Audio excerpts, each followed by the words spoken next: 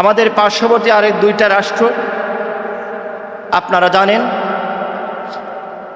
ভারত এবং পাকিস্তান ইতিমধ্যে যুদ্ধে জড়িয়ে পড়েছে।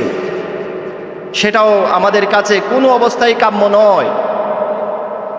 ভারত এবং পাকিস্তানের মধ্যে যদি যুদ্ধ ছড়িয়ে পড়ে, এটা যদি যুদ্ধ বিস্তৃত আকার ধারণ করে, তাহলে আমাদের বাংলাদেশের উপর নিশ্চিত প্রভাব পড়বে, আমাদের অর্থনৈতিক উপর প্রভাব পড়বে, আমাদের স্বাধীনতা সার্বভৌমত্বের উপর প্রভাব পড়তে পারে। এজন্য আমরা চাই, আমরা আহ্বান করি পার্শ্ববর্তী সকল রাষ্ট্রকে, আপনারা শান্তি শৃঙ্খলা বজায় রাখুন, নিজের ভালোর কথা নিজেরা চিন্তা করুন, নিজের অর্থনীতির কথা, নিজের সার্বভৌমত্বের কথা, নিজের সামরিক শক্তির কথা চিন্তা করুন। আপনারা যেভাবে শান্তির ফয়সালা হয় সেইভাবে আপনারা কাজ করুন। আমাদের দেশের অনেক বিধর্মী, বিশেষ করে হিন্দু ভাই আছে, যারা ভারতের পক্ষ নিয়ে অনেক গলাবাজি করতে শোনা যায়। যদি পাকিস্তান এবং ভারত যুদ্ধে জড়িয়ে পড়ে, তাহলে শুধু তারাই ক্ষতিগ্রস্ত হবে না, আমাদের বাংলাদেশও ক্ষতিগ্রস্ত হবে। বাংলাদেশের শুধু কি মুসলিম ক্ষতিগ্রস্ত হবে, শুধু কি হিন্দু, বৌদ্ধ, খ্রিস্টান বা অন্য কেউ ক্ষতিগ্রস্ত হবে না, সর্বতোভাবে পুরা বাংলাদেশটাই সকল নাগরিকই ক্ষতিগ্রস্ত হবে। এজন্য আমরা কখনো যুদ্ধ চাই না, আমরা শান্তি চাই। আমরা মুসলমান কখনো যুদ্ধ চায় না, মুসলমান সব সময় শান্তি চায়। ইসলাম মানে ইনকিয়াদ, আল্লাহর আত্মসমর্পণ। ইসলাম মানেই হচ্ছে শান্তি। যে ধর্মে শান্তির কথা বলে, আল্লাহর কাছে আত্মসমর্পণের মাধ্যমে একমাত্র শান্তির পথ নিশ্চিত করা সম্ভব। আমরা আমাদের ভাই, মুসলিম ভাই পাকিস্তানের জন্য আমরা দোয়া করি, ওরা যেন চক্রান্তের মধ্যে পা না দেয়। আমরা দোয়া করি তারা যেন নিরাপদে বসবাস করতে পারে। শুধু পাকিস্তান নয়, শুধু আফগানিস্তান নয়, শুধু ফিলিস্তিন নয়, শুধু বাংলাদেশ নয়, বিশ্বের সকল দেশের সকল মুসলমানদের জন্য আমরা দোয়া করি, আল্লাহ সকল মুসলমানের জন্য পৃথিবীটাকে নিরাপদ করে দাও। সকলে বলুন আমিন। আমরা এমন একটা সময়ে আজকে এখানে জুমার নামাজ আদায় করার জন্য উপস্থিত হয়েছি, যে সময়টাতে পৃথিবীর আনাচে কানাচে, দিকে দিকে, প্রান্তরে প্রান্তরে, দেশে দেশে, গোটা বিশ্বের বিভিন্ন জায়গায় মুসলমানেরা কাফির মুশরিকের হাতে নির্যাতিত, নিপীড়িত, লাঞ্ছিত, অত্যাচারিত হচ্ছে। আমাদের পার্শ্ববর্তী রাষ্ট্র ভারতেও মুসলমানদের বিরুদ্ধে বিভিন্ন ষড়যন্ত্র করা হচ্ছে, মুসলমানদের মসজিদ ভেঙে গুড়িয়ে দেওয়া হচ্ছে, মুসলমানদের উপর নির্বিচারে হামলা চালানো হচ্ছে। যে বিশ্ব মানবতা কখনো এটাকে সমর্থন দিতে পারে না। তথাকথিত বিশ্ব শান্তির ধ্বজাধারী জাতিসংঘ সেখানে নিশ্চুপ। ওদিকে ফিলিস্তিনে প্রতিদিন শত শত মুসলমানকে, শিশু, বৃদ্ধ, নওজোয়ান, পুরুষ, মহিলা নির্বিচারে হত্যা করা হচ্ছে, বাড়িঘর মুসলমানদের ধ্বংস করে দেওয়া হচ্ছে। জাতিসংঘ সেখানে নিশ্চুপ দর্শকের ভূমিকা পালন করছে। অথচ যে জাতিসংঘ সামান্য কিছুতে, সামান্য একটু 19 থেকে 20 হলে চিল্লা চিৎকার করে গোটা বিশ্ব গরম করে দেয়, অথচ এখানে মুসলমানদেরকে নির্বিচারে হত্যা করা হচ্ছে, শহীদ করে দেওয়া হচ্ছে। পরিসংখ্যানে বলছে কয়েক লক্ষ মুসলমান গত কয়েক মাসে ইহুদিদের হাতে, কাফির মুশরিকের হাতে শাহাদত বরণ করেছে। ইন্না লিল্লাহি ওয়া ইন্না ইলাইহি রাজিউন। এমন একটা সময়, যে সময়টাতে মুসলমানদের উপর বিভিন্ন চক্রান্ত করা হচ্ছে, মুসলমানদেরকে কিভাবে দমিয়ে রাখা যায়, কিভাবে নিশ্চিহ্ন করে দেওয়া যায়। আমাদের প্রিয় মাতৃভূমি বাংলাদেশ, আমাদের এই দেশে সকল ধর্মের মানুষ নিরাপদে সহাবস্থান করছে আলহামদুলিল্লাহ। এর মধ্যে মুসলমানদের মধ্যে যে কিভাবে বিভাজন সৃষ্টি করা যায়, দাঙ্গা হাঙ্গামা কিভাবে তৈরি করা যায়, সেখানেও কিন্তু চক্রান্ত করা হচ্ছে বিজাতীয় বিভিন্ন সংস্থার মাধ্যমে।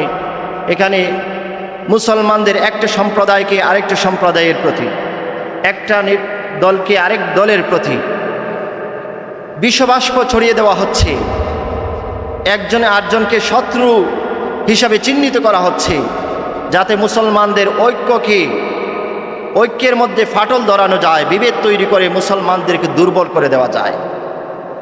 আমরা এ সকলে কান দেব না, এ সকল বিষয় আমরা কানে তুলব না।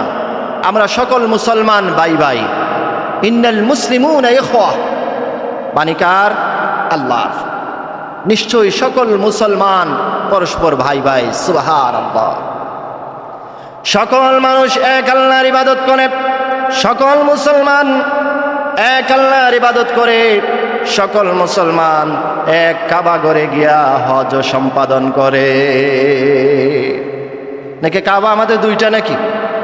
আমাদের আল্লাহ কি দুইজন না কয়েকজন নাকি? আল্লাহ তো একজন, আমাদের কাবা একটাই, আমাদের রাসূল একজন, নবী মুহাম্মদুর রাসূলুল্লাহ সাল্লাল্লাহু আলাইহি ওয়াসাল্লাম। আমরা এক নবীর উম্মত, তাহলে বিভাজন কেন, বিভেদ কেন, দাঙ্গা হাঙ্গামা কেন? আমরা সকলে ঐক্য হয়ে এক আল্লাহর বান্দা হয়ে এক রাসূলের উম্মত হয়ে থাকতে চাই। আল্লাহ আমাদের সকল মুসলমানদের মধ্যে ঐক্য তৈরি করে দিক। আমাদের পার্শ্ববর্তী আরেক দুইটা রাষ্ট্র আপনারা জানেন, ভারত এবং পাকিস্তান ইতিমধ্যে যুদ্ধে জড়িয়ে পড়েছে। সেটাও আমাদের কাছে কোনো অবস্থায় কাম্য নয়। ভারত এবং পাকিস্তানের মধ্যে যদি যুদ্ধ ছড়িয়ে পড়ে, এটা যদি যুদ্ধ বিস্তৃত আকার ধারণ করে, তাহলে আমাদের বাংলাদেশের উপর নিশ্চিত প্রভাব পড়বে, আমাদের অর্থনৈতিক উপর প্রভাব পড়বে, আমাদের স্বাধীনতা সার্বভৌমত্বের উপর প্রভাব পড়তে পারে। এজন্য আমরা চাই, আমরা আহ্বান করি পার্শ্ববর্তী সকল রাষ্ট্রকে, আপনারা শান্তি শৃঙ্খলা বজায় রাখুন, নিজের ভালোর কথা নিজেরা চিন্তা করুন, নিজের অর্থনীতির কথা, নিজের সার্বভৌমত্বের কথা, নিজের সামরিক শক্তির কথা চিন্তা করুন। আপনারা যেভাবে শান্তির ফয়সালা হয় সেইভাবে আপনারা কাজ করুন। আমাদের দেশের অনেক বিধর্মী, বিশেষ করে হিন্দু ভাই আছে, যারা ভারতের পক্ষ নিয়ে অনেক গলাবাজি করতে শোনা যায়। যুদ্ধে ভারতের পক্ষ অবলম্বন করে বিভিন্ন ফেসবুকের বিভিন্ন স্ট্যাটাস দিতে দেখা যায়, অথচ আপনারা বুঝতেছেন না, আপনারা বুঝতেছেন না যদি পাকিস্তান এবং ভারত যুদ্ধে জড়িয়ে পড়ে, তাহলে শুধু তারাই ক্ষতিগ্রস্ত হবে না, আমাদের বাংলাদেশও ক্ষতিগ্রস্ত হবে। বাংলাদেশের শুধু কি মুসলিম ক্ষতিগ্রস্ত হবে, শুধু কি হিন্দু, বৌদ্ধ, খ্রিস্টান বা অন্য কেউ ক্ষতিগ্রস্ত হবে না, সর্বতোভাবে পুরা বাংলাদেশটাই সকল নাগরিকই ক্ষতিগ্রস্ত হবে। এজন্য আমরা কখনো যুদ্ধ চাই না, আমরা শান্তি চাই। আমরা মুসলমান কখনো যুদ্ধ চায় না, মুসলমান সব সময় শান্তি চায়। ইসলাম মানে ইনকিয়াদ, আল্লাহর আত্মসমর্পণ। ইসলাম মানেই হচ্ছে শান্তি। যে ধর্মে শান্তির কথা বলে, আল্লাহর কাছে আত্মসমর্পণের মাধ্যমে একমাত্র শান্তির পথ নিশ্চিত করা সম্ভব। আমরা আমাদের ভাই, মুসলিম ভাই পাকিস্তানের জন্য আমরা দোয়া করি, ওরা যেন চক্রান্তের মধ্যে পা না দেয়। আমরা দোয়া করি তারা যেন নিরাপদে বসবাস করতে পারে। শুধু পাকিস্তান নয়, শুধু আফগানিস্তান নয়, শুধু ফিলিস্তিন নয়, শুধু বাংলাদেশ নয়, বিশ্বের সকল দেশের সকল মুসলমানদের জন্য আমরা দোয়া করি, আল্লাহ সকল মুসলমানের জন্য পৃথিবীটাকে নিরাপদ করে দাও। সকলে বলুন আমিন। আমার প্রিয় বন্ধুগণ, এখন আরবি জুলকাদা মাস চলতেছে। এটা হজের মৌসুম। আল্লাহর মুমিন বান্দারা আল্লাহর মেহমানেরা ইতিমধ্যে অনেকেই হজ সম্পাদন করার জন্য রওনা দিয়ে দিচ্ছেন পবিত্র খানায়ে কাবার উদ্দেশ্যে। আমাদের মধ্যে তো অনেকে আছেন যারা হজ করেছেন, আর অনেকে আছি আমরা যারা হজ করতে পারি নাই, সেই তৌফিক আমাদের হয় নাই। আল্লাহ যেন আমাদেরকে তৌফিক নসিব করেন, আমরাও যেন পবিত্র খানায়ের চত্বরে, খানায়ে কাবার চত্বরে গিয়ে লব্বাইক আল্লাহুম্মা লব্বাইক ইন্নাল হামদা ওয়ান নি'মাতা লাকা ওয়াল মুলক লা শারীকা লাক, এই কথাগুলো বলে আল্লাহকে হাজিরা দিতে পারি। আল্লাহ আমাদের সকলের মনস্কামনা পূরণ করে দিন, বলেন আমিন। আমার বন্ধুগণ, মুসলমানেরা এক আল্লাহর ইবাদত করেন। মুসলমানেরা কাবা শরীফে যায় কাবার ইবাদত করার জন্য নয়। পৃথিবীর অপর অপর ধর্মের মানুষ তাদের উপাসনালয়ের মধ্যে যায় দেব দেবী দেবতা মূর্তিগুলাকে পূজার্চনা করার জন্য, কিন্তু আল্লাহর পবিত্র ঘর খানায়ে কাবার মধ্যে আমরা যাই খানায়ে কাবার ইবাদত করার জন্য নয়। আমরা যাই কেবল খানায়ে কাবার রব যিনি, সেই আল্লাহর ইবাদত করার জন্য। পবিত্র কোরআনুল কারীমে 106 নম্বর সূরা সূরাতুল কুরাইশে আমার আল্লাহ ঘোষণা করেন, فَلْيَعْبُدُوا رَبَّ هَذَا الْبَيْتِ الَّذِي أَطْعَمَهُم مِّن جُوعٍ وَآمَنَهُم مِّن خَوْفٍ। আমার বান্দারা, তোমরা সেই ঘরের মালিকের ইবাদত করো, কাবার মালিকের উপাসনা করো, ইবাদত করো, বন্দিগি করো, যেই মালিক তোমাদেরকে নিরাপত্তা দিয়েছেন যাবতীয় ভয়ভীতি থেকে, আর যেই মালিক তোমাদেরকে খোদায় আহারের ব্যবস্থা করে দেন। সুবহানাল্লাহ, সুবহান। আমরা সেই আল্লাহর ইবাদত করার জন্য খানায়ে কাবার উদ্দেশ্যে যাই। কারণ কেন যাই? অবশ্যই সেটা আল্লাহর নির্দেশ। তাছাড়াও খানায়ে কাবার মধ্যে আল্লাহর অবারিত রহমত সর্বক্ষণ 24 ঘন্টা বিরাজমান, বলেন সুবহানাল্লাহ। রব্বুল আলামিন পবিত্র কোরআনুল কারীমের 3 নম্বর সূরা সূরা আলী ইমরানের 96 নম্বর আয়াতের মধ্যে পরিষ্কার ভাষায় জানিয়ে দিয়েছেন, ইন্না আউওয়ালা বাইতিন উদিআ লিন-নাসি লাল্লাযী বিবাক্কাতা মুবারাকান ওয়া হুদান লিল-আলামিন। নিশ্চয় মানব জাতির জন্য সর্বপ্রথম যে গৃহটাকে ইবাদতের জন্য নির্মাণ করা হয়েছে সেটাই হচ্ছে খানায়ে কাবা, যা পবিত্র মক্কা নগরীর মধ্যে অবস্থিত। এটা বিশ্ব মানবতার জন্য পথ প্রদর্শক, বলেন সুবহানাল্লাহ। পতাকার আল্লাহ। আমাদের মধ্যে যে সকল ভাইবন্ধ মুসলমানেরা সামর্থ্যবান রয়েছেন, সেই সামর্থ্যবান প্রত্যেক মুসলমান নরনারী পুরুষ মহিলা সকলের উপর আমার আল্লাহ হজ করাকে ফরজ করে দিয়েছে। হজ ইসলামের অন্যতম একটা বিধান, যে বিধানকে লঙ্ঘন করা যায় না, এটা অলঙ্ঘনীয়। এর কেউ যদি ইচ্ছা করে হজ ছেড়ে দেয়, ঈমান থেকে ছিটকে পড়বে। কারণ মুসলমানের মুসলমানিত্ব 5টা জিনিসের উপর, 5টা বিষয়ের উপর। নাম্বার 1, সে ঈমান আনতে হবে। 1 নম্বরে ঈমান আনতে হবে। ঈমান ছাড়া তো আর কোনো কাজ হবে না। প্রথমেই আপনাকে ঈমান আনতে হবে। আল্লাহর রাসূল সাল্লাল্লাহু আলাইহি ওয়াসাল্লাম, বুখারী এবং মুসলিমের শরীফের মধ্যে হাদিস কানা এসেছে, হযরত আব্দুল্লাহ ইবনে ওমর রাদিয়াল্লাহু তাআলা আনহু হাদিস কানা বর্ণনা করেছেন। عن حضرت عبد الله بن عمر رضي الله تعالى عنه قال قال رسول الله صلى الله عليه وسلم بني الإسلام على 5 হযরত আব্দুল্লাহ ইবনে ওমর রাদিয়াল্লাহু তাআলা আনহু থেকে বর্ণিত, আল্লাহর রাসূল সাল্লাল্লাহু আলাইহি ওয়াসাল্লাম ঘোষণা করেন, ইসলাম 5টা স্তম্ভের উপর প্রতিষ্ঠিত। আন তাশহাদু আল্লা ইলাহা ইল্লাল্লাহ ওয়া আন্না মুহাম্মাদার রাসূলুল্লাহ। 1 নম্বরে কি?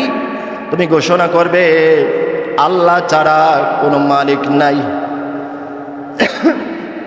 আল্লাহ ছাড়া কোনো মালিক নাই, তিনি এক অদ্বিতীয়, মুহাম্মদ সাল্লাল্লাহু আলাইহি ওয়াসাল্লাম আল্লাহর রাসূল। এটাই হচ্ছে 1 নম্বর বিষয়, ইসলামের 1 নম্বর বিষয়। তো ঈমান আনতে হবে। এরপরে ঈমান যখন আপনি আনবেন, তখন আল্লাহ তাআলা আমাদের উপর 4টা প্রধান কাজ, প্রধান দায়িত্ব আমাদের উপর অর্পণ করেছেন। আমাদের প্রধান দায়িত্ব কয়টা? একজন মুসলমানের প্রধান দায়িত্ব কয়টা? 4টা। ঈমান আনার পরেই তার কাজ, প্রধান কাজ হলো 4টা। আল্লাহর রাসূল সাল্লাল্লাহু আলাইহি ওয়াসাল্লাম বলেন, ওয়া ইকামিস সালাত ওয়া ইতাইজ যাকাত ওয়াল হজ্জ ওয়া তাসুম রমাদান। আল্লাহর রাসূল সাল্লাল্লাহু আলাইহি ওয়াসাল্লাম বলেন, ইসলামের 2 নম্বর ভিত্তি হচ্ছে তুমি নামাজ প্রতিষ্ঠা করবে, সালাত প্রতিষ্ঠা করবে, তুমি যাকাত দেবে, তুমি হজ করবে, আর তুমি রমাদান মাস আসলে রোজা রাখবে। এই 4টা কাজ। আরেকটা হলো ঈমান। মোট হলো 5টা। এই বুনিয়াল ইসলাম আলা খামসিন, ইসলাম 5টা ভিত্তির উপর দাঁড়িয়ে আছে। সুবহানাল্লাহ, সুবহানাল্লাহ। এজন্য আমাদের মুসলমান যারা আছি, আমার আল্লাহ আমাদেরকে ডাকতেছেন, আমার বান্দারা তোমরা কোথায় রে? আসো আসো, আমার খানায়ে কাবার দিকে চলে আসো, আমার ঘরে হজ করার জন্য তোমরা চলে আসো। আল্লাহ আমাদের ডাকতেছেন, আমাদের আল্লাহ ডাকতেছেন হজ করার জন্য। আমি দাওয়াত দিচ্ছি, আল্লাহ বলছে আমি তোমাদেরকে দাওয়াত করছি, তোমরা আসো, আমার ঘরে আসো, আমি দাওয়াত দিচ্ছি। সুবহানাল্লাহ, সুবহানাল্লাহ। পবিত্র কোরআনুল কারীমে একটা সূরাই রয়েছে, সূরার নাম হজ। হজ করা, সূরার নাম হজ। পবিত্র কোরআনুল কারীমে 22 নম্বর সূরা। কয় নাম্বার? 22 নম্বর সূরা। সূরার নাম আল হজ, হজ। এই সূরার 27 নম্বর আয়াতে আমার আল্লাহ পরিষ্কার ভাষায় জানিয়ে দিয়েছেন, وأذن في الناس بالحج يأتوك رجالا وعلى كل ضامر يأتين من كل فج عميق। আমার আল্লাহ জানিয়ে দিচ্ছেন, ওগো রাসূল, আপনি মানুষের মধ্যে এলান করে দিন, মানুষের মধ্যে ঘোষণা করে দিন, মানুষকে পরিষ্কার ভাষায় জানিয়ে দিন, আমার ফরমান তাদেরকে জানাইয়া দিন, তারা যেন হজ করতে আসে। আল্লাহ আমাদেরকে দাওয়াত করতেছেন রাসূলের মাধ্যমে। রাসূলের মাধ্যমে আপনি বলে দেন, আমি তো আল্লাহ দাওয়াত করছি, তারা যেন কি করতে আসে? হজ করতে আসে। ওগো রাসূল, তখন আপনি চায়া দেখবেন আমার যে সকল ইমানদার বান্দা রয়েছে, তারা হেঁটে হেঁটে কাবার দিকে আসবে, তারা সোয়ারির উপর বসে বসে কাবার দিকে চলে আসবে আপনার কাছে। সুবহানাল্লাহ। আল্লাহর মুমিন বান্দারা ওরা কার কাছে যাবে? আল্লাহর রাসূলের কাছে যাবে। পতাকার আল্লাহ রাসূলুল্লাহর কাছে যাবে মুমিন বান্দারা। কেন যাবে? হজ করতে যাবে। পবিত্র কোরআনুল কারীম 22 নম্বর সূরা, সূরাতুল হজ, 27 নম্বর আয়াত। ওগো রাসূল, মানুষদেরকে আপনি দাওয়াত করে দিন, মানুষদেরকে জানিয়ে দিন তারা যেন হজ করতে আসে। তখন আপনি চায়া দেখবেন মানুষরা হেঁটে হেঁটে আপনার কাছে আসবে, মানুষরা সোয়ারির উপর চড়ে চড়ে আপনার কাছে আসবে। কার কাছে? রাসূলুল্লাহর কাছে। এখন কেউ যদি বলে হজ করতে যাইব খানায়ে কাবায়, রাসূলুল্লাহর কাছে যাইব কেন? এখন যদি বলে কেউ যে হজ তো খানায়ে কাবায়, রাসূলুল্লাহ রোজা যাব কেন? তাহলে এই পবিত্র কোরআনুল কারীমে সূরাতুল হজ্জের 27 নম্বর আয়াতকে অস্বীকার করার নামান্তর হয়ে যায়। আল্লাহ বলছেন আপনি দেখবেন আপনার কাছে লোকেরা আসতেছে, তারা হাইটে আসবো অথবা সোয়ারিতে আসবো। সোয়ারি কি গাড়ি ঘোড়া যেগুলো আছে, প্লেন জাহাজ, এগুলো দিয়ে আসবে। এরপর অনেকে আসবে হেঁটে হেঁটে আসবে, আপনার কাছে আসবে। সুবহানাল্লাহ, সুবহানাল্লাহ। কেন কেন কেন এর মানুষরা পাগল হয়ে কেন ছুটে? এই বছরেও তো লক্ষাধিক হাজি বাংলাদেশ থেকেও তো যাচ্ছে। সুবহানাল্লাহ, বাংলাদেশ থেকেও যাচ্ছে। বিশ্বের বিভিন্ন আনাচে কানাচে বিভিন্ন দেশ থেকে 60 থেকে 70 লক্ষ হাজি প্রতি বছর হজ করতে যায়। সুবহানাল্লাহ, সুবহানাল্লাহ। এ তো মানুষ কেন যায়? প্রত্যেক বছর কয়েক কোটি মানুষ হজ করার জন্য যেত, কিন্তু সুযোগ নাই। এত মানুষকে জায়গা সংকুলান দেওয়া সম্ভব না। এজন্য সৌদি সরকার নির্দিষ্ট একটা সংখ্যা নির্ধারণ করেছে, 70-80 লক্ষর বেশি মানুষ তারা নেয় না, পারমিশন দেয় না। এত মানুষের জায়গা সংকুলান হবে না। তো মানুষ তো যেতে চায়, আল্লাহর মুমিন বান্দারা হজ করার জন্য যেতে চায়, কিন্তু যারা কপাল পোড়া আছে তাদের হিসাব আলাদা। তারা চিন্তা করবে এখানে যাব 7 লাখ 8 লাখ 6 লাখ টাকা খরচ পড়বে। না রে বাবা, এত টাকা খরচ করে যাই মনে, আচ্ছা যাই মনে, পরে এক সময় গিয়া 2-3 লাখ টাকা খরচ করিয়া 4 লাখ টাকা খরচ করিয়া উমরা করিয়াই মনে আসেনি, কপাল পোড়া আসেনি। 2-4 লাখ টাকা খরচ করে উমরা করিয়া মনে, আর হজ করার আর এত টাকা পয়সা খরচ করার দরকার নেই। হ্যাঁ রে কপাল পোড়া, আল্লাহ নির্দেশ করেছেন হজ করার জন্য, তুই যাস উমরা করার জন্য। আল্লাহ কি উমরা করার জন্য নির্দেশ দিয়েছেন? আল্লাহ তো হজ করার জন্য নির্দেষ দিয়েছেন। ওদেরকে কে বোঝাবে?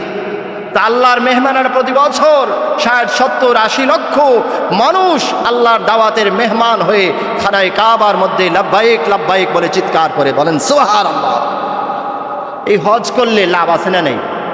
ইহকালে পরকালে লাভ আছে না নাই? আছে। একটা লাভের কথা বলি, মানুষ তো সম্পদের লাভটাই বেশি বুঝে। টাকা ইনকামের, পয়সা ইনকাম করা যায় কিভাবে, ওই লাভটা মানুষ বেশি বুঝে। আর কত লাভ আছে ওইগুলা বেশি মাথা ঘামায় না, খালি বলছে টাকা কোথায় পাওয়া যাবে। তাহলে টাকার কথাই বলি, সম্পদের কথাই বলি, ধনের কথাই বলি, মানির কথা বলি। তিরমিজি শরীফের 810 নম্বর হাদিস, মুসনাদে আহমদের 3669 নম্বর হাদিস, সুনানে কুবরা ইমাম নাসাঈর সুনায়ে কুবরা 3610 নম্বর হাদিস, হযরতে আব্দুল্লাহ ইবনে মাসউদ রাদিয়াল্লাহু তাআলা আনহু থেকে বর্ণিত, আল্লাহর রাসূল সাল্লাল্লাহু আলাইহি ওয়াসাল্লাম ঘোষণা করেন, আমার উম্মতেরা রে, তোমরা হজ আর উমরা পরপর সম্পাদন করবে, কারণ হজ আর উমরা এই দুইটা কামারের হাপড়, স্বর্ণের ময়লা যেমন দূর করে দেয়, রৌপ্যের ময়লা যেমন দূর করে দেয়, হজ এবং উমরা তোমাদের অভাব অনটন তেমন ভাবে দূর করে দেয়। আপনি হজ করবেন, উমরা করবেন, ধনী হয়ে যাবেন। সুবহানাল্লাহ। আপনি হজ করেছে এবং উমরা করেছে, দুইটাই করেছে, এমন কোনো মানুষ দেখাতে পারবেন যে খাইতে পারতেছে না, চলতে পারতেছে না, টাকা পয়সার অভাবে? এমন একজন মানুষ দেখাতে পারবেন? পারবেন না। কেন? হজ উমরা এই দুইটা যে করে ফেলবে তাকে আল্লাহ ধনী বানাই দেবেন। সুবহানাল্লাহ। রাসূলুল্লাহ সাল্লাল্লাহু আলাইহি ওয়াসাল্লাম ঘোষণা করেছেন। আবার আল্লাহও তো এই কথাটা ইনডাইরেক্ট এই কথাটা ঘোষণা করেছেন। ইতিমধ্যে আল্লাহ তাআলা পবিত্র কোরআনে আয়াত নাজিল করে এই বিষয়টা ঘোষণা করেছেন ইনডাইরেক্ট। পবিত্র কোরআনুল কারীমের সূরাতুল হজ 22 নম্বর সূরা 28 নম্বর আয়াতে আমার আল্লাহ ঘোষণা করেন, লিয়াশহাদু মানাফিআ লাহুম, তোমরা সেখানে যাবে, সেখানে গেলে পরে তোমরা প্রত্যক্ষ করবে দুনিয়া এবং আখিরাতের কল্যাণ। যদি তোমরা সেখানে যাও, খানায় কাবায় যাও, যদি হজ করো, যদি উমরা করো, তাহলে দুনিয়ার কল্যাণ আখিরাতের কল্যাণ দুইটাই তোমরা প্রত্যক্ষ করবে, নিজের চোখে দেখবে। সুবহানাল্লাহ। দুনিয়াতেও কল্যাণ, আখিরাতে। দুনিয়াতেও আপনাকে আল্লাহ ধনী বানায় দেবে, আখিরাতেও আমার আল্লাহ আপনাকে ধনী বানায় দেবে যদি আপনি হজ এবং ওমরা দুইটা করতে পারেন। আল্লাহ সুবহানাহু ওয়া তাআলা আমাদের সবাইকে হাজি গাজী হিসেবে কবুল করুন, সকলে বলি আমিন। আমার বন্ধুগণ, যেই ব্যক্তির উপর আমার আল্লাহ হজ ফরজ করেছেন, যেই ব্যক্তিকে আমার আল্লাহ সামর্থ্য দিয়েছেন, আপনার কি 8 লাখ 10 লাখ টাকা নাই? আসেনি? যদি থাকে তাহলে আপনার উপর হজ ফরজ, যদি থাকে হজ ফরজ। হজের শর্ত কি? আপনার সুস্থ সবল থাকবেন, মুসলমান থাকবেন, পাগল টাগল না, সুস্থ সবল, হজের রাস্তা নিরাপদ, আর যাওয়ার অর্থকড়িটা আছে, যাওয়ার সামর্থ্যটা আছে, কোনো রকম আপনি সেখানে পৌঁছতে পারবেন, সেই সামর্থ্য আপনার আছে, আপনার উপর হজ ফরজ। এটা হিসাব করলে আমাদের এলাকায় বেশ অর্ধেক মানুষের উপর হজ ফরজ, কিন্তু হাজি আছে কয়জন? কয়জন হজ করেছে? দেখবেন অধিকাংশ মানুষ হজ করে না। কিছু মানুষ আছে লোক দেখানোর জন্য তারা ওমরায় যায়, ওমরা করতে যায়, হজ করতে যায় না। ওমরা করতে যায় কেন? টাকা পয়সা বাঁচানোর জন্য, যে আগে বললাম কিছু টাকা পয়সা বাঁচাবে, এজন্য হজ না করে তারা ওমরায় যায়। আর যাওয়ার সময় আবার বলে হজ করতে যাচ্ছি, দোয়া করবেন। আসেনি? আসেনি? গত রমজানে আমি একজনকে মাইকে মসজিদে ঘোষণা করতে দেখলাম, যে বলতেছে একজন হুজুর মানুষ, মৌলানা মানুষ, সে আবার কামিল পাস, ঘোষণা করতেছে আমার ভাই আগামীকালকে হজ্জের উদ্দেশ্যে রওনা হবেন, হজ্জের উদ্দেশ্যে রওনা করবেন, আপনারা সকলে আমার ভাইয়ের জন্য দোয়া করবেন, তার জন্য হজ্জে মাবরুর নসিব হয়। নাউযুবিল্লাহি মিন যালিক। আমি চিন্তা পড়ে গেলাম, আমার বুঝে আসে না এই লোকটা কামেল পাশ করলো কেমনে। এই হজ চিনে না, ওমরা বুঝে না, আবার বলতেছে হজ্জে মাবরুর, হাসির উপরে হাসি চলে আসে। কি বলে? রমজান মাসে হজ্জে মাবরুর আসবে কোত্থেকে? হজের তো দিনগুলা নির্দিষ্ট, হজের মাসগুলা নির্দিষ্ট। আল হজ্জু আশহুরুম মা'লুমাত, হজের সময় নির্ধারিত, এই সময়টা নির্দিষ্ট করা আল্লাহর পক্ষ থেকে। ওই নির্দিষ্ট সময়ে আপনি হজ করতে হবে। হজের সময় কয় দিন? নির্ধারিত সময় আছে 5 দিন। হজের নির্ধারিত সময় কয় দিন? 5 দিন।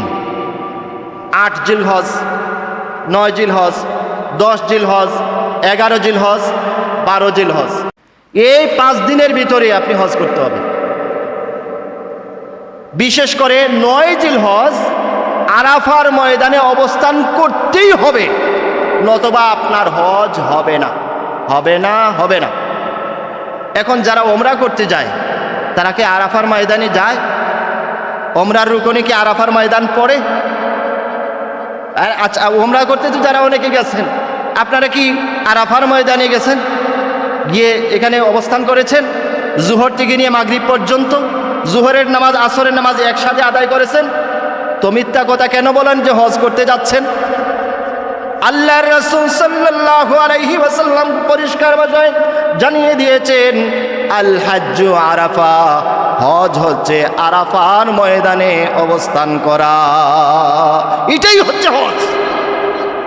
আরাফার ময়দানে 9 তারিখ 9 জিলহজ অবস্থান করার নামই হচ্ছে হজ। এখন আপনি ওমরা করতে যাচ্ছেন আর মিথ্যা কথা মানুষকে বলতেছেন যে আপনি হজ করায় যাচ্ছেন। কি আপনি এত 9 জিলহজ আরাফার ময়দানে আপনাকে দেখা যায় না? তা আপনি হজে যাচ্ছেন বলছেন কেন? আপনি একজন মিথ্যাবাদী। মিথ্যা বলে আপনি আল্লাহর ঘরের দিকে রওনা দিয়ে 4 দিন গুনাহগার হবেন। আপনি জনগণের সাথে প্রতারণা করছেন, ধোঁকাবাজি করছেন। এই সকল জিনিস আল্লাহ আমাদের বোঝার তৌফিক নসিব করুন, সকলেই বলি আমিন। আমার বন্ধুগণ, হজ্জের নির্দিষ্ট দিন ছাড়া হজ্জের ইহরাম বাঁধা যায় না, হজ্জের জন্য নিয়ত করে রওনা করা যায় না। ইমাম শাফিঈ রাহমাতুল্লাহ আলাইহি, ইমাম বাইহাকি রাহমাতুল্লাহ আলাইহি একখানা হাদিস নকল করতেছেন। হযরতে আব্দুল্লাহ ইবনে জাবির ইবনে আব্দুল্লাহ রাদিয়াল্লাহু তাআলা আনহু হাদিস কেন বর্ণনা করেছেন? বিষয়টা এসেছে তাফসিরে ইবনে কাসিরের মধ্যে। তাফসিরে ইবনে কাসিরের সূরাতুল বাকারার 197 নম্বর আয়াতের তাফসিরে আয়াত কানা হচ্ছে আল হজ্জু আশহুরুম মালুমাত। এই আয়াতের তাফসিরে ইবনে কাসিরের মধ্যে হযরত জাবির ইবনে আব্দুল্লাহ রাদিয়াল্লাহু তাআলা আনহু থেকে হাদিস বর্ণনা হয়েছে। ইমাম শাফিঈ রাহমাতুল্লাহ আলাইহি, ইমাম বাইহাকি রাহমাতুল্লাহ আলাইহি পরিষ্কার ভাষায় বলতেছেন, সেই হাদিসের রেফারেন্স উল্লেখ করে তারা বলতেছেন, হজ ছাড়া, হজ্জের নির্দিষ্ট দিন ছাড়া হজ্জের ইহরাম বাঁধা যায় না। হজ্জের নির্দিষ্ট দিন ছাড়া হজ্জের ইহরাম বাঁধা যায় না। ইহরামই যদি না বাঁধলেন কিসের হজ? হজ করার প্রধান রুকুনই তো হচ্ছে ইহরাম বাঁধা। তো এই হজ্জের ইহরামও তো হবে না নির্দিষ্ট দিন না আসলে।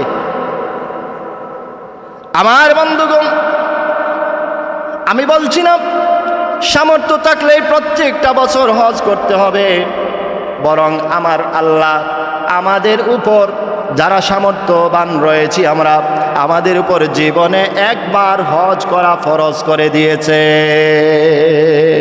হজ কয়বার ফরজ? জীবনে একবার। আবু দাউদ শরীফ, ইবনে মাজাহ শরীফ, মুসনাদে আহমদ সহ আরো বিভিন্ন হাদিসের কিতাবের মধ্যে একখানা হাদিস উল্লেখ পাওয়া যায়। হযরতে আবু হুরায়রা রাদিয়াল্লাহু তাআলা আনহু থেকে হাদিস কেন বর্ণিত, আল্লাহর রাসূল সাল্লাল্লাহু আলাইহি ওয়াসাল্লামকে প্রশ্ন করা হলো, ইয়া রাসূলুল্লাহ, আমাদের উপর কয়বার প্রতি বছর কি হজ ফরজ নাকি? প্রতি বছর আমাদের উপর হজ ফরজ নেই। আল্লাহ রাসূল সাল্লাল্লাহু আলাইহি ওয়াসাল্লাম চুপ থাকলেন, কোনো কথা বললেন না। লোকটা আবার বলল, ইয়া রাসূলুল্লাহ, প্রত্যেক বছরই কি আমাদের উপর হজ ফরজ? আল্লাহ রাসূল সাল্লাল্লাহু আলাইহি ওয়াসাল্লাম এবারও চুপ থাকলেন। লোকটা আবার জিজ্ঞেস করলো, ইয়া রাসূলুল্লাহ, প্রত্যেক বছর আমাদের উপর হজ করা ফরজ নেই? আল্লাহ রাসূল সাল্লাল্লাহু আলাইহি ওয়াসাল্লাম কোনো কথা বললেন না। কিছুক্ষণ চুপ থেকে একটু পরে মুখ খুললেন আর বলতেছেন, রে আমার উম্মতেরা শোনো, আমি যদি তোমাদের প্রশ্নের জবাবে হ্যাঁ বলতাম, আমার আল্লাহ প্রত্যেক বছর তোমাদের উপর হজ ফরজ করে দিতে। আমি হ্যাঁ বলি নাই, কারণ প্রত্যেক বছর হজ করা তোমাদের উপর অনেকটা কষ্টকর হয়ে যাবে, এই জন্য আমি হ্যাঁ বলি নাই। কারণ আমি রাসূলুল্লাহ সাল্লাল্লাহু আলাইহি ওয়াসাল্লামের মুখ থেকে যে কথা বের হয়ে যায়, আমার আল্লাহ সেই কথাকে অ্যাকসেপ্ট করে নেন। সুবহানাল্লাহ। অপর হাদিসের মধ্যে এসছে, আল্লাহর রাসূল সাল্লাল্লাহু আলাইহি ওয়াসাল্লাম বললেন, তোমাদের উপর জীবনে একবার হজ করা ফরজ, এর বেশি চাইলে তোমরা হজ করতে পারো, সেগুলা ফরজ নয়, নফল হিসাবে গণ্য হবে। সুবহানাল্লাহ, সুবহানাল্লাহ। এজন্য হজ বেশি বেশি তৌফিক থাকলে প্রত্যেক বছর হজ করবেন, অসুবিধা নাই, সওয়াব হবে। প্রত্যেক বছর হজ করবেন। যদি একটাবার হজ্জে মাবরুর নসিব হয়ে যায়, যদি একটাবার হজ্জে মাবরুর হয়ে যায়, পরিষ্কার হাদিস রয়েছে, আল্লাহর রাসূল সাল্লাল্লাহু আলাইহি ওয়াসাল্লাম জানিয়ে দিয়েছেন, যে ব্যক্তির ভাগ্যে হজ্জে মাবরুর নসিব হয়ে যাবে, সেই ব্যক্তি তেমনই ভাবে নিষ্পাপ হয়ে যাবে যেমন ভাবে একটা শিশু মাতৃগর্ভ থেকে নিষ্পাপ জন্ম নেয়। সুবহানাল্লাহ। হজ্জে মাবরুর, মাবরুর কি? হজ্জে মাবরুর কি? এমন হজ যেখানে লোক দেখানোর কোনো বিষয় নয়, যেখানে আল্লাহর সন্তুষ্টি ছাড়া আর কিচ্ছু নাই, যেখানে কাউকে কষ্ট দেওয়া হয় না, যেখানে অশ্লীল কোনো কথাবার্তা বলা হয় না, অশ্লীল কোনো কিছু দেখা হয় না, বেগানা নারীর দিকে তাকানো হয় না, শুধুমাত্র আল্লাহর সন্তুষ্টির উপর থেকে আল্লাহর বিধান মতো হজ করতে পারে, সেটাই হচ্ছে হজ্জে মাবরুর। সুবহানাল্লাহ। আল্লাহ তাআলা আমাদের জন্য সকলের ভাগ্যে হজ্জে মাবরুর নসিব করে দেন। ভাই বন্ধুরা, যারা হজ করেছি এখন তারা আপনি ওমরা করতে পারেন, এখন বছর হজের সময়ের বাইরে বছরের যে কোনো সময়ে ওমরা করতে পারেন।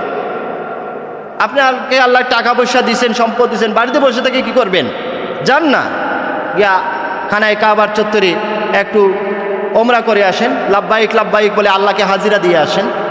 যান না, রাসূলুল্লাহ সাল্লাল্লাহু আলাইহি ওয়াসাল্লামের পবিত্র রাওজায়ে আতহার জিয়ারত করে আসেন। যান না, এখানে বসে থেকে কি করবেন? সম্পদ আল্লাহ দিয়েছেন কেন? তার সন্তুষ্টি অর্জন করার জন্য। নিশ্চয়ই মাল এবং আওলাদ এগুলা সব কিছু আল্লাহ মানুষকে পরীক্ষা করার জন্য দেন। কে আল্লাহর সন্তুষ্টির জন্য এগুলা ব্যয় করে, কে আল্লাহর সন্তুষ্টির জন্য তাদের আওলাদকে গড়ে তোলে, কে তার সম্পদকে আল্লাহর সন্তুষ্টির জন্য ব্যয় করে, এটা আল্লাহ পরীক্ষা করে নিতে চান। সুবহানাল্লাহ। রব্বুল আলামিন ঘোষণা করেন, ওয়াতিমুল হজ্জ ওয়াল উমরাতা লিল্লাহ। আমার বান্দারা রে, তোমরা হজ এবং উমরা করো একমাত্র আল্লাহর সন্তুষ্টির জন্যে। আমার বন্ধুগণ, এখন আমরা হজ এবং ওমরাকে যদি গুলাই ফেলি, ওমরাকে যদি হজ বলি, তাইলে হবে না। জেনে শুনে বললে তো আর গুনাহগার হবেন, যদি না জেনে বলেন তাহলে হয়তো আল্লাহ তাআলা মাফ করে দিতে পারেন। কিন্তু এইগুলা বিষয়গুলো আমাদের জানা দরকার। যেগুলা করলে, যে কাজটা করলে গুনাহ হবে, এই জ্ঞান অন্বেষণ করা আমাদের উপর তো ফরজ। কোন কাজ করলে গুনাহ হবে, কোন কাজ করলে সওয়াব হবে, এটা আমাদের জানতে হবে না? আপনি কেন জানবেন না? সব কিছু জানতে পারেন, এটা কেন জানবেন না? আপনি জানার চেষ্টা করতে হবে। আল্লাহুম্মা সাল্লি আলা সাইয়্যিদিনা মাওলানা মুহাম্মদ ওয়া আলা আলি সাইয়্যিদিনা মাওলানা মুহাম্মদ। আমার বন্ধুগণ, আমাদের মধ্যে অনেক মানুষকে দেখা যায় হজকে বলে বড় হজ আর ওমরাকে বলে ছোট হজ। আসেনি? ছোট হজ করার যায় আর বা ছোট হজ। ছোট হজ বলতে কোরআনে হাদিসে কোথাও কেউ কিছু দেখাতে পারবে? ওপেন চ্যালেঞ্জ করে দিতে পারি, কোরআনে এবং হাদিসের কোথাও ছোট হজ বলে কিচ্ছু নাই। এটা সম্পূর্ণ ভুয়া কথা। তাইলে হজ্জুল আকবার মানে বড় হজ একটা বিষয় আছে। এখন সেটা কি? অনেকে তো আবার বলে যে আরাফার দিন যদি শুক্রবার হয় সেটা নাকি বড় হজ। অনেকে এটা বলতে পারেন, অসুবিধা নাই, বলতে পারেন, একটু গুনার কিছু নাই, সওয়াবেরও কিছু নাই, গুনার কিছু নাই, বলতে পারেন। আরাফার দিনে শুক্রবার হলে বড় হজ বলতে পারেন, অসুবিধা নাই। ছোট হজ যদি বলেন, ছোট হজ বলার কোনো অপশন নাই। ছোট হজ বলার, শুধু হজ বলতে পারেন অথবা বড় হজও বলতে পারেন, সমস্যা নাই। আসলে বড় হজ কি? বড় হজ হচ্ছে হজের বড় রুকুন, যেটা আরাফার ময়দানে অবস্থান করা। ওই দিনটা আরাফার ময়দানে 9 জিলহজ অবস্থান করা, এটাই হচ্ছে হজ্জুল আকবার, এটাই হচ্ছে হজ্জুল আকবার। আবার ভিন্ন মত আছে, কোনো মুফাসসিরিন ইকরাম বলতেছেন যে আরাফার দিনে শুক্রবার হওয়াকে, কোনো মুফাসসির বলছেন অনেক, তাদের সংখ্যা কম, যে হজ্জুল আকবার। আবার কেউ বলতেছেন ইয়াউমুন নহরকে, শুক্রবার যদি থাকে, ঈদের দিন যদি শুক্রবার থাকে, ওইটাকেও হজ্জুল আকবার বলা হয়। এটা আরও ভিন্ন মত আছে ওলামায়ে কেরামের মধ্যে। প্রধান কথা হলো আরাফার দিন, অধিকাংশ আলেম ওলামাদের মতে আরাফার দিন আরাফার ময়দানে অবস্থান করা, এটাই হচ্ছে হজ্জুল আকবার। সুবহানাল্লাহ। আমার আল্লাহ পবিত্র কুরআনুল কারীমের 9 নম্বর সূরা সূরাতুত তাওবার 3 নম্বর আয়াতের মধ্যে পরিষ্কার ভাষায় জানিয়ে দিয়েছেন, ওয়া আযানুম মিনাল্লাহি ওয়া রাসূলিহি ইলান নাসি ইয়াউমাল হজ্জিল আকবার আন্নাল্লাহা বারিউম মিনাল মুশরিকিনা ওয়া রাসূলাহ। সুবহানাল্লাহ। আমার আল্লাহ বলতেছেন হজের নবম দিন হজ্জুল আকবারে আপনি মানুষদেরকে স্পষ্ট করে জানিয়ে দেন আল্লাহ এবং তার রাসূলের মুশরিকদের সাথে কোনো সম্পর্ক নাই। কখন জানিয়ে দেবেন? হজ্জুল আকবারে। হজ্জুল আকবারটা কি? নবম জিলহজ আরাফার ময়দানে। তো সে মোতাবেক আল্লাহর রাসূল আরাফার ময়দানে দাঁড়ায়া পরিষ্কার জানিয়ে দিয়েছেন আল্লাহ এবং তার রাসূলের সাথে মুশরিকদের কোনো সম্পর্ক নাই।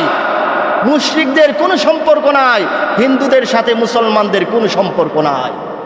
সুবহানাল্লাহ। ধর্মীয় কোনো সম্পর্ক হতেই পারে না। মুশরিকদের সাথে আপনি বন্ধুত্ব করতে পারেন না, এটা হারাম। মুশরিকদেরকে কখনো বন্ধু হিসেবে গ্রহণ করা যাবে না। ঘোষণাকার আল্লাহ। আমার বন্ধুগণ, হজ করলে একজন মানুষ হজ্জে মাবরুর করলে এমনভাবে নিষ্পাপ হয়ে যায় যেমনভাবে মাতৃগর্ভ থেকে মানুষ নিষ্পাপ অবস্থায় জন্মগ্রহণ করে। আর কেউ যদি ওমরা করে, ওমরাটা কি? ওমরাটা হচ্ছে হজের সময় ছাড়া অন্য সময়ে কাবা শরীফকে অফ করা। ওমরা করা তো 4টা রুকন আছে, 2টা ফরজ আবার 2টা ওয়াজিব। ওদিকে আমি যাচ্ছি না বিস্তারিত আলোচনা। আর হজের রুকন হলো 60টা। হজের রুকন 60টা। 3টা হলো হজের 3টা হলো 8টা। হজের 3টা হলো ফরজ আর 5টা হলো ওয়াজিব হজের রুকন। আর ওমরার রুকন মাত্র 4টা। এখানে আরাফার ময়দানে অবস্থান করার কোনো অপশন নাই ওমরায়। তারপরেও কেউ যদি ওমরা করে খানায় কাবায় চত্বর দেয়, লাব্বাইক লাব্বাইক বলে আল্লাহর কাছে হাজিরা দেয়, তার জন্য আল্লাহ ফজিলতের ব্যবস্থা রেখেছেন। আল্লাহ রাসূল সাল্লাল্লাহু আলাইহি ওয়াসাল্লাম বলেন, বুখারী শরীফের 1773 নম্বর হাদিস, قال رسول الله صلى الله عليه وسلم العمرة إلى العمرة كفارة لما بينهما। যে ব্যক্তি 2টা ওমরা করবে, 2টা ওমরার মধ্যখানে তার থেকে যত গুনাহ খাতা হয় সব গুনাহ খাতার জন্য 2টা ওমরা তার জন্য কাফারা হয়ে যাবে। আপনি 2টা ওমরা করছেন, এই বছর আরেকটা করছেন, আরেক বছরে একটা ওমরা করছেন, মধ্যখানে আপনার যত গুনাহ হবে, এই 2টা ওমরার মধ্যখানে যত গুনাহ হবে আমার আল্লাহ ওমরা করার কারণে আপনাকে মাফ করে দেবেন। সুবহানাল্লাহ। ওয়াল হজ্জু মাবরুরুন লাইসা লাহু জাযাউন ইল্লাল জান্নাহ। আর যেই ব্যক্তি হজ্জে মাবরুর সম্পাদন করবে, আল্লাহর কাছে জান্নাত ছাড়া তার জন্য সাধারণ কোনো পুরস্কার নাই। তাকে সবচেয়ে বড় পুরস্কার দিয়ে দেবেন, জান্নাতটাই দিয়ে দেবেন। সুবহানাল্লাহ, সুবহানাল্লাহ। এজন্য আমরা ওমরা করব, হজ করব, হজ করব। হজ ছাড়া কোনো গতি নাই, হজ ছাড়া কোনো গতি নাই। হজ যখনই ফরজ তখনই আমাদেরকে হজ করতে হবে। এখন একজন মানুষ, তার বয়স হয়ে গেছে 80 বছর, অনেক টাকা পয়সার সম্পত্তির মালিক, সে কিন্তু 80 বছরের সম্পত্তির মালিক হয়েছে না, 40 বছর, 42 বছর, 50 বছর, 55 বছরে সে কিন্তু সম্পত্তির মালিক হয়েছে, অনেক টাকা কোটিপতি হয়ে গেছে। এখন তার বয়স হয়ে গেছে মনে করেন 80 বছর। সরকার বলতেছে 80 বছরে হজ্জে যাওয়া যাবে না। এখন আপনি ওইটা বলেন, সরকার তো আমার সুযোগ দিচ্ছে না, আর কি তখন বাদ দিলেই হবে? হবে? আপনার যখন সামর্থ্য ছিল আপনি তখন কেন হজ করতে গেলেন না? অবশ্যই অবশ্যই আল্লাহর আদালতে আপনাকে জবাবদিহি করতে হবে। অবশ্যই অবশ্যই আপনি আল্লাহর শাস্তির সম্মুখীন হবেন যদি আল্লাহ আপনাকে নিজ অনুগ্রহে ক্ষমা না করে দেন। এটা ইসলামের প্রধান 5টা স্তম্ভের মধ্যে একটা হচ্ছে হজ করা। আপনি কেন এটাকে ছেড়ে দিবেন? কেন এটাকে লেট করবেন? আল্লাহ রাসূল সাল্লাল্লাহু আলাইহি ওয়াসাল্লাম বলেন, আমার উম্মতেরা রে, তোমাদের উপর হজ করা যখন ফরজ করা হয় তখন তোমরা সাথে সাথে হজটা আদায় করে নাও, কারণ তোমরা জানো না আগামীতে তোমাদের কি অবস্থা হবে। তোমরা বাঁচবাই না মরবাই, তোমাদের তৌফিক থাকবো না থাকবো, হজের যাওয়াটা নিরাপদ হবে নাকি অনিরাপদ হবে, এটা তো তোমরা জানো না। তাহলে যখনই তোমার সামর্থ্য হয়েছে তখনই তুমি হজটা করে নাও। আর যদি না করো তাইলে কঠিন হুঁশিয়ারি আল্লাহর রাসূল সাল্লাল্লাহু আলাইহি ওয়াসাল্লাম ঘোষণা করেন। তিরমিজি শরীফের 812 নম্বর হাদিস, যেই ব্যক্তি হজ ফরজ হওয়ার পরেও হজ করলো না, সে ইহুদি অথবা নাসারা হয়ে মৃত্যুবরণ করুক, আমি রাসূলের সেটা দেখার বিষয় না। আমি রাসূল তার থেকে সম্পূর্ণভাবে দায়মুক্ত। তাকে জান্নাতে নেব এটার দায়িত্ব আমার না, তাকে যে হেল্প করব এটা আমার দায়িত্ব না। সে ইহুদি হয়ে মরুক, হিন্দু নাসরা হয়ে মরুক, যে কিছু হয়ে মরুক, যেভাবে মরুক, আমার এটা দেখার বিষয় না। কেন সে হজ করল না? কেন হজ আল্লাহ তাআলা ফরজ করে দিয়েছেন। রব্বুল আলামিন পবিত্র কোরআনুল কারীমের 3 নম্বর সূরা আলে ইমরানের 97 নম্বর আয়াতে পরিষ্কার ভাষায় ঘোষণা করেছেন, ওয়ালিল্লাহি আলান নাসি হিজ্জুল বাইতি মান ইসতাতা ইলাইহি সাবিলা। বান্দারা রে, তোমাদের উপর হজ করা ফরজ করে দেওয়া হয়েছে যেই ব্যক্তি সেই পর্যন্ত কাবা পর্যন্ত পৌঁছার সামর্থ্য রাখে। সুবহানাল্লাহ। ومن كفر فإن الله غني عن العالمين। আর যেই ব্যক্তি হজকে অস্বীকার করবে, তৌফিক থাকার পরেও, সামর্থ্য থাকার পরেও হজ করবে না, হজকে ইনকার করবে, নেগলেক্ট করবে, আমার আল্লাহ বলেছেন, জেনে রাখো রে বান্দা, আমি আল্লাহ সৃষ্টি জগৎ থেকে সম্পূর্ণ বেনিয়াজ, আমি কারো মুখাপেক্ষী নই। সুবহানাল্লাহ। আল্লাহ তাআলা বলে ঠেকছেন না যে আপনি হজ করবেন, আল্লাহকে দণ্ড করবেন। আপনি হজ করলেই কি আর না করলেই কি? হজ করলে তো আপনার লাভ, আল্লাহর কিছু যায় আসে না। এজন্য আমরা যেন হজ করতে পারি, আর যারা হজ করেছি বারবার যেন ওমরা করতে পারি। আল্লাহ রাব্বুল আলামিন আমাদের তৌফিক নসিব করুন। সকলে বলি আমিন। ওয়া আখির দাওয়ানা আনিল হামদুলিল্লাহি রাব্বিল আলামিন।